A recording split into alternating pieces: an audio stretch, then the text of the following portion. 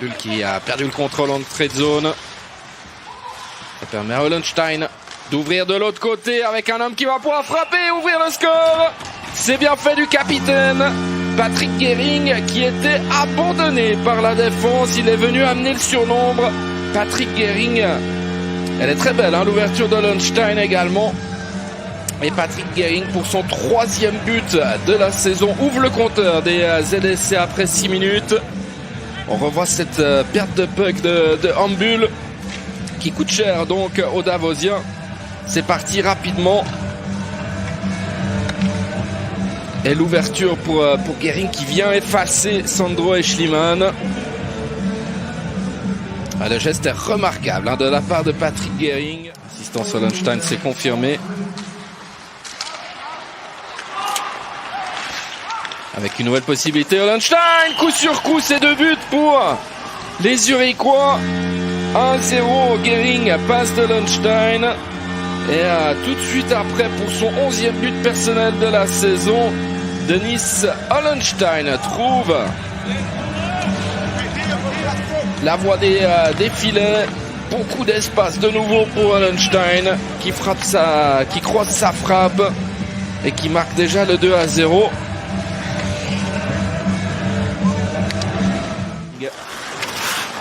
Derrière sa cage pour organiser les 30 dernières secondes de ce tiers. C'est bien fait l'ouverture pour Hollenstein. Hollenstein qui frappe et c'est le numéro 3 à 5 contre 4 en 29 secondes sur la première pénalité de cette partie. C'est déjà 3-0 pour les ZSC. Et la réussite de Marcus Kruger pour son 4e but de la saison. Il n'y a pas eu véritablement de powerplay. C'est sur cette relance de Gehring que Hollenstein frappe, la déviation et la réussite de Kruger qui était au bon endroit. Avec un homme qui a perdu le contrôle, c'est Simic.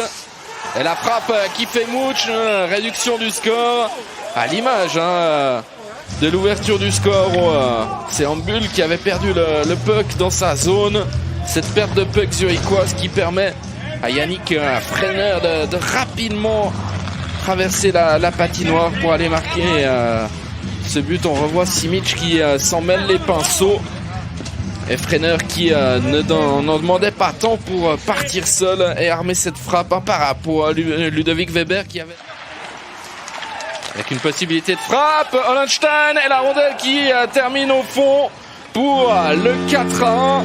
Et Hollenstein décidément dans tous les bons coups ce soir. Est-ce qu'il y a eu une déviation sur la frappe de Hollenstein? En tout cas, elle a terminé au fond pour le 4-1. Son 2e but personnel de la soirée, son 4e point. Et à l'image de la première pénalité de la soirée à l'encontre d'Hennen qui avait permis à Kruger de marquer sur une frappe de Hollenstein. Ouais, c'est le malheureux Nygren qui dévie au fond. C'est de nouveau Guerra aux prises avec Hollenstein. Avantage aux Zurichois. Hollenstein encore pour le numéro 5. Festival de Hollenstein qui marque le 5-1. La messe est définitivement dite dans cette partie. 5e point de la soirée pour Hollenstein.